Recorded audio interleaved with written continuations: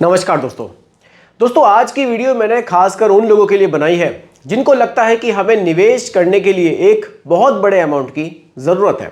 अगर हमारे पास कम पैसा है तो हम निवेश नहीं कर सकते, लेकिन ऐसा नहीं है।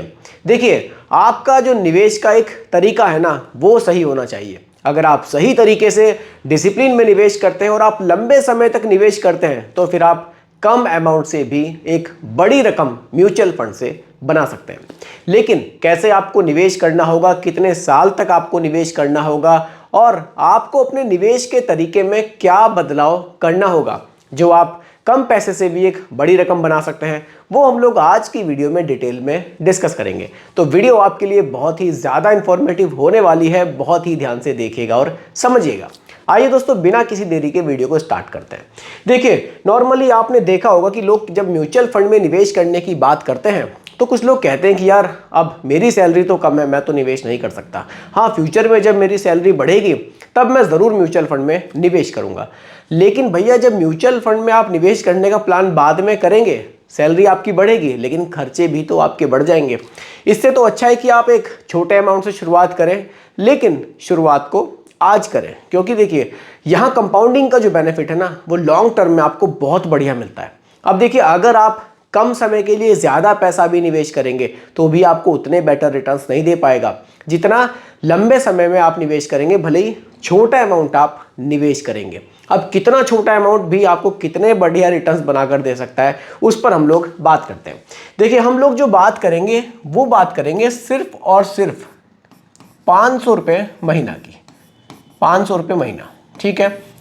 अब ये तो एक ऐसा अमाउंट है जिसको कम सैलरी वाला भी इजीली निवेश कर सकता है। मान लीजिए आपकी सैलरी भले ही 20,000 रुपये है, 25,000 रुपये है, तो भी आप 500 रुपये महीने का निवेश तो म्यूचुअल फंड में कर ही सकते हैं। अब ये कैसे आपको बेनिफिट दे सकता है, उस पर बात करते हैं।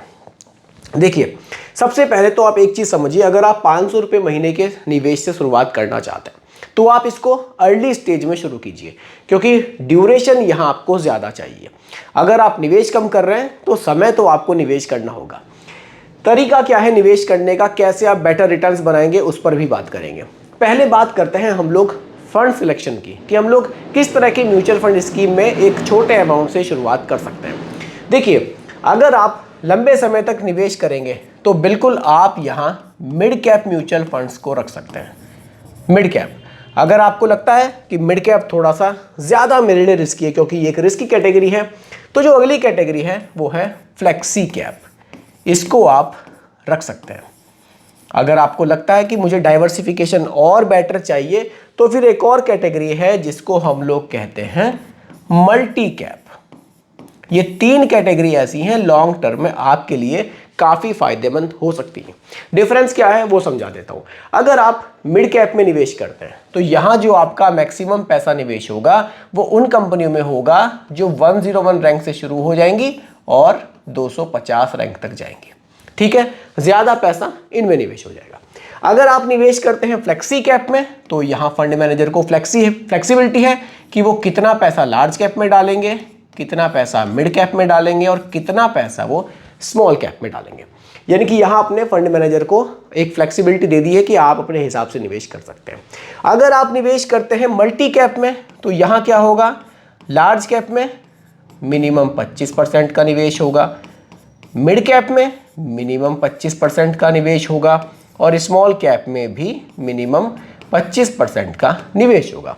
यहाँ कुछ इस तरह से पैसा निवेश होगा। अब बाकी का जो इसमें 25% बचेगा उसमें फंड मैनेजर को छूट है, चाहे वो लार्ज कैप को बढ़ा दें, चाहे मिड कैप को बढ़ा दें, चाहे वो स्मॉल कैप को बढ़ा दें। अगर आप अभी थोड़े कंफ्यूज हैं large cap, mid cap, small cap में, तो क्लियर कर देता हूँ।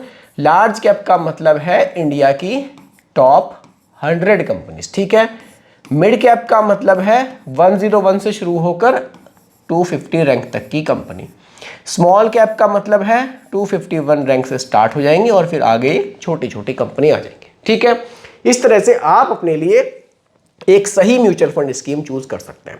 अब आपने स्कीम चूज कर ली कि ठीक है मुझे निवेश करना है, उसके बाद एक चीज आप जरूर ध्यान में रखिएगा। मान लीजिए ठीक है, अब आपने SIP को स्टार्ट करने का प्लान कर दिया, ठीक है। मैं 500 रुपये महीना यहाँ पर शुरू कर रहा हूँ। चाहे मार्केट में कितनी भी गिरावट आए, चाहे मार्केट में कितनी भी तेजी आए, इस SIP को जो टारगेट है ना वहां तक चलाना है। टारगेट हमारा क्या है 500 रुपए की SIP से? टारगेट यहां लिख लेते हैं, टारगेट है हमारा कि हमें इस SIP से 1 करोड़ रुपया चाहिए। 1 करोड़, दिमाग में ये टारगेट हमने बना लिया है कि हमें 1 करोड़ रुपया जनरेट करना है।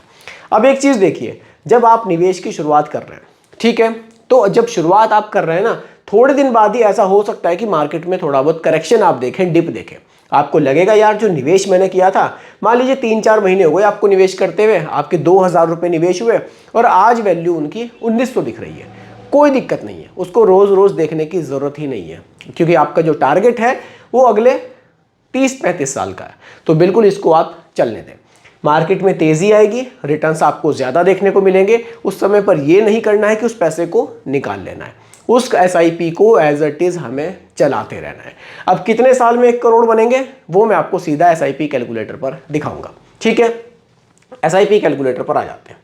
मंथली निवेश 500 रुपए का, एक्सपेक्टेड जो रिटर्न्स है, ये 3 कैटेगरीज मैंने आपको दिखाई हैं। इन तीनों कैटेगरी के जो लॉन्ग टाइम टर्म के रिटर्न्स हमने देखे हैं अच्छी म्यूचुअल फंड स्कीम के, वो 15% से ज्यादा हमें देखने को मिले हैं। हम एग्जाम्पल के लिए यहाँ 15% लेकर चल रहे हैं, फ्यूचर में ये कम या ज्यादा हो सकते हैं, ये जस्ट एक एग्जाम्पल है, ठीक है।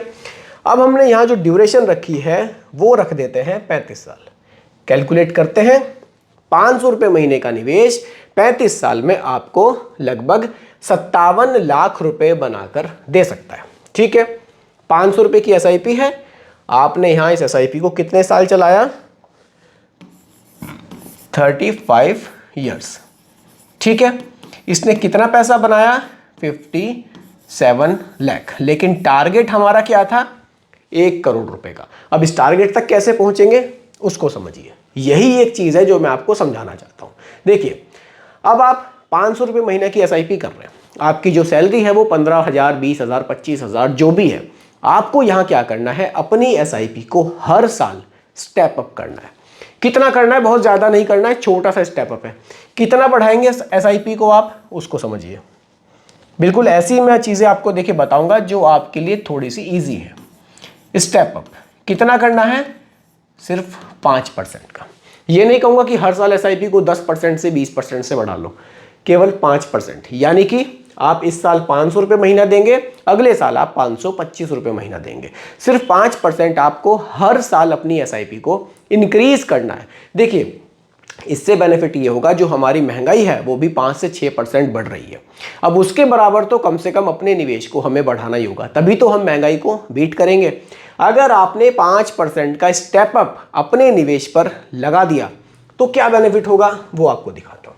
देखिए, अब चलते हैं हम सीधा स्टेप अप SIP कैलकुलेटर पर। देखिए, यहां जो मंथली निवेश है 500 रुपए का है। एनुअल जो स्टेप अप हम रखेंगे यहां पर वो रखेंगे सिर्फ 5% का, ठीक है। ड्यूरेशन हमने देखी थी 35 साल, हम लोग उसको रख लेते हैं 35 ईयर्स, ठीक है। एक्सपेक्टेड रिटर्न्स हम लोग रख लेते हैं यहां 15% के। देखिए, आपका जो टोटल निवेश होगा वो होगा 5,41,000 रुपए का। कैसे होगा? आप हर साल अपने निवेश को 5% से बढ़ाएंगे। देखिए, आपकी सैलरी भी तो बढ़ेगी हर साल, आप 5% तो अपने निवेश को बढ़ा ही सकते हैं। एक बार आपने स्टेप अप लगा दिया, ऑटोमेटिक आपका जो निवेश है वो 5% से बढ़ता रहेगा। ये आपकी आदतों में आ जाएगा। लेकिन अगर आप SIP में स्टेप अप नहीं लगाएंगे, आप सोचेंगे कि ठीक है बाद में जब मेरी सैलरी बढ़ेगी तब मैं एक SIP और कर लूंगा, उससे बेटर ऑप्शन है कि आप SIP में स्टेप अप लगाइए। SIP ऑटोमेटिकली जो इंक्रीज होगी ना वो ज्यादा बेनिफिट आपको देगी। ऑटोमेटिक अगले साल 525 रुपए जाने शुरू होंगे, ऐसा कोई बहुत बड़ा बर्डन आपके ऊपर नहीं आएगा, आप इसको इजीली मैनेज भी कर लेंगे। मैनेज करने का बेनिफिट ये होगा कि आप लॉन्ग टर्म में कितने बेटर रिटर्न्स बनाएंगे। देखिए, आपने देखा था जब हम स्टेप अप हमने यूज नहीं किया था तो हमने 35 साल में 57 लाख रुपए बनाए थे। अगर हमने 5% का स्टेप अप यहां लगाया तो हम 1.05 करोड़ रुपए बना सकते हैं। रिटर्न्स वही है, ड्यूरेशन वही है, लेकिन बस हमने क्या किया, 5% अपने निवेश को हर साल बढ़ा दिया। तो इस तरह से अगर आप लोग एक बड़ा अमाउंट छोटे निवेश से बनाना चाहते हैं तो आपको थोड़ा सा उसमें एक स्टेप अप लगाना होगा, थोड़ा सा उसको हर साल आपको इंक्रीज करना होगा और डिसिप्लिन में निवेश को रखना होगा। डिसिप्लिन में निवेश कीजिए, सही म्यूचुअल फंड स्कीम चूज कीजिए और सही तरीके से निवेश कीजिए, तो बिल्कुल ये छोटा सा अमाउंट भी फ्यूचर में आपको एक बड़ी वेल्थ जनरेट करके दे सकता है। तो दोस्तों यही आज की वीडियो का टॉपिक था। उम्मीद करता हूं कि टॉपिक आपको पसंद आया होगा। बाकी रिकमेंडेशन नहीं है, सिर्फ एजुकेशनल पर्पस वीडियो आप लोगों के लिए बनाई गई है। पसंद आई हो लाइक शेयर कीजिएगा, चैनल पर नए हैं सब्सक्राइब कीजिएगा। मिलते हैं जल्दी एक और नई वीडियो के साथ। धन्यवाद।